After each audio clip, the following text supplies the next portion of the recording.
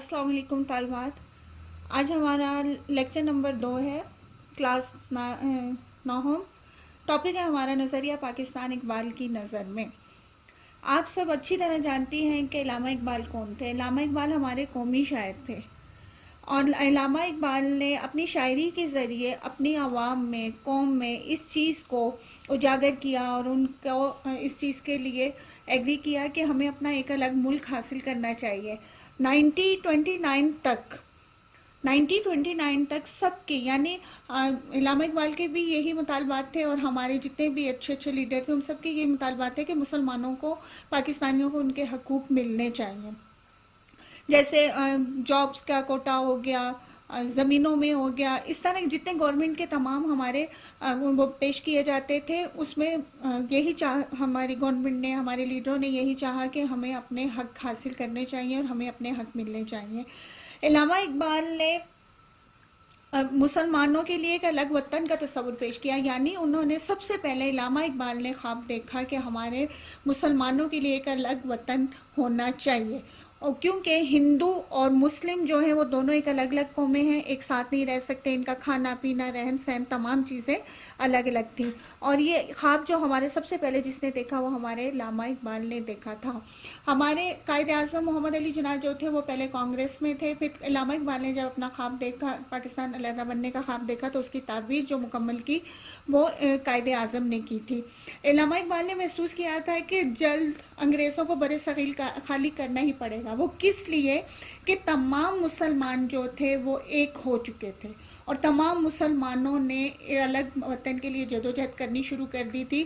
جب ہمارے 1945 اور 46 کے انتخابات ہوئے تھے، تو اس کے بعد جب قائد اعظم کانگریس چھوڑ کے مسلم لیگ میں شامل ہو گئے تھے، تو پھر اس کے علامہ اقبال نے اور ان کے ساتھیوں نے گھر گھر، گاؤں گاؤں جا کر مسلمانوں میں یہ چیز ان کے دل دماغ میں ڈالی، ان کو بیدار کیا کہ ہمیں اپنا ایک الگ ملک حاصل کرنا چاہیے.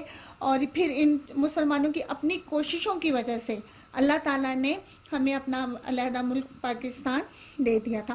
1930 میں مسلم لیگ کے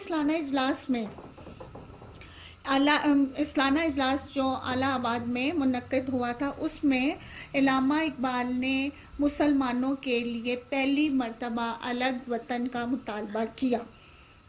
وہ یہ چاہتے تھے کہ پورا برصغیر ہند میں مسلمانوں کے لیے ایک اپنا الگ سے وطن ہونا چاہیے، جہاں پہ وہ اپنی مرضی سے، اپنے اسلام کے مطابق اپنی زندگی کو گزار سکیں.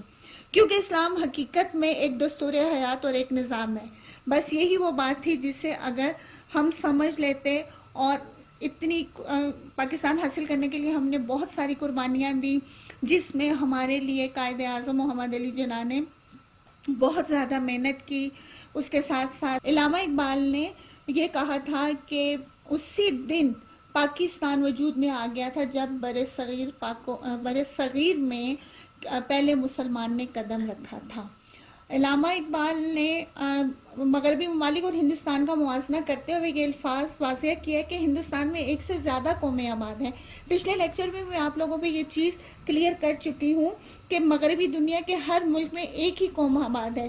مغربی ہمارا آپ کو پتہ ہے، ابھی جو ہمارا لیکچر ہوا تھا اس میں نے آپ کو یہ چیز کلیئر کی تھی کہ مغربی پاکستان اور مشرقی پاکستان. مشرقی پاکستان ہمارا کون سا ہے؟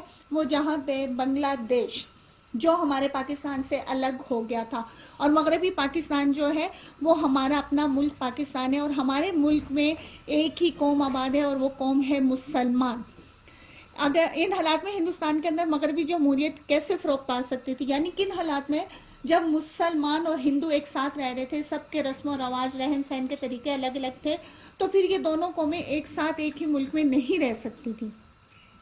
تو نظریہ پاکستان اقبال کی نظر میں اس کا مطلب یہی ہے کہ پاکستان کا پہلا خواب جو دیکھا تھا وہ علامہ اقبال نے ہی دیکھا تھا، اور انہوں نے، اور اس کی تعبیر جس نے پیش کی وہ قائد اعظم محمد علی جناح تھے. علامہ اقبال نے قائد اعظم محمد علی جناح کو اس چیز کے لیے ایگری کیا کہ وہ مسلمانوں کے ساتھ آ کے کھڑے ہو جائیں، ان کا ساتھ دیں، اور اپنا ایک الگ ملک حاصل کرنے میں ہماری مدد کریں. قائد علامہ اقبال کی یہ شعر اس خیال کی ترجمانی کرتا ہے. کس خیال کی ترجمانی کرتا ہے؟ کہ تمام مسلمان ہم سب ایک ہیں، ہم میں کوئی فرق نہیں ہے.